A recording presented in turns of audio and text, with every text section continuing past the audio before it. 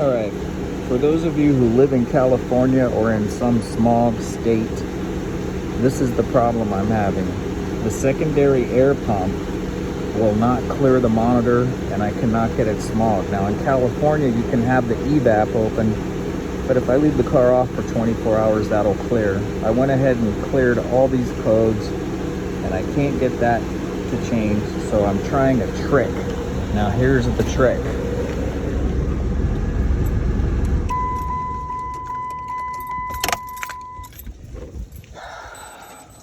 It's a trick I'm not really interested in doing, but it's the only way I can figure out to do this.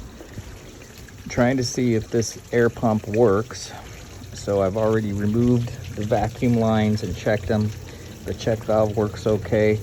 I'm not 100% sure it's not the diverter or some other part of the circuitry. However, the pump definitely works and it blows air. Now what happens in these is it needs to warm up in order to have some kind of efficiency.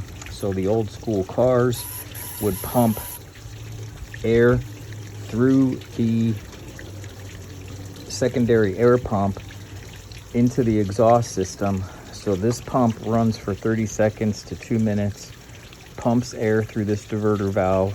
There's some vacuum lines and such here, and it pushes air right above the oxygen sensor in order to heat up the system and supposedly help reduce smog. So what I'm doing is literally draining the radiator to cool the system down. You never want to introduce cold water into a system, right? So putting cold water on especially an exhaust manifold or an engine block could cause all kinds of problems.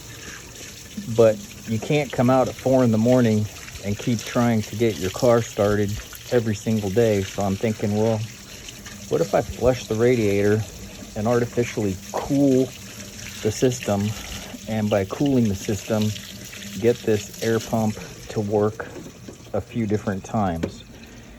And hopefully by doing this repeatedly, I can get the thing to clear the secondary air system. I know this is hokey and not the best practice, but it could be a lazy O2 sensor. I just replaced that with an NGK, I don't know, 6 months ago. It should be fine. I'm not getting any codes.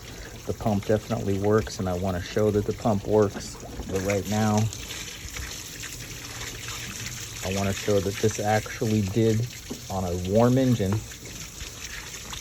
get the air pump to click on, because it won't click on unless the engine's cool. Again, you want to be very careful if you introduce cold water. That's not particularly cold. It's the middle of summer. Into an engine block or exhaust manifold, because it could crack something or cause problems. So you can go down there and check and see water's coming out cold. I'm holding the plug, it's overflowing. Water's cold, and I'm going to start the car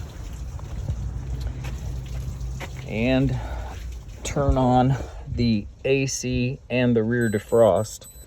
And by doing that, it puts electrical demand and air demand on the catalytic converter to get heated up with that air pump. So here we go. You can see that the engine is back down to cold. AC's on, rear defrost is on.